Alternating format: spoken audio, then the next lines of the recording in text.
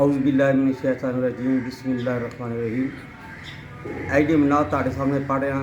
ये मलक रफ़ी काज़म साहब सीन इन्हों की नात लिखी हुई है और काफ़ी जगह से पढ़ चुके हैं। इस तो इलावा रेडियो टी वी से भी पढ़ी है और बड़ी दूर दूर तक इन्होंने ये नात मकबूल हुई है। बच्चे बच्चे ने फिर बाद पढ़ी है, वो मैं ਤੁਹਾਡੇ सामने दोबारा पेश कर रहा।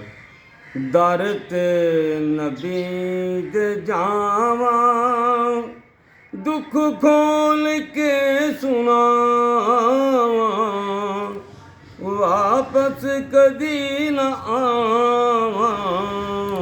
दर ते नबी दे जावा, जद आया कमली वाला, हर थां होया उजाला।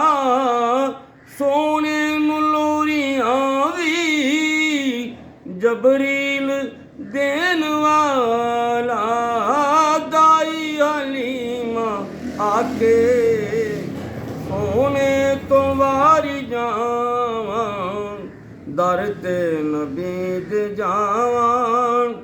साडे ऐब टकन वाली, सोने दी कमली काली।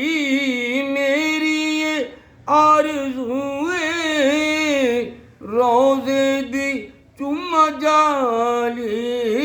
दर ते तेरे खलो के एक नात मैं सुनावा, दर ते नबी दे जावा। तेरे बाज कोई नहीं चारा, दुखियां दा तू सहारा।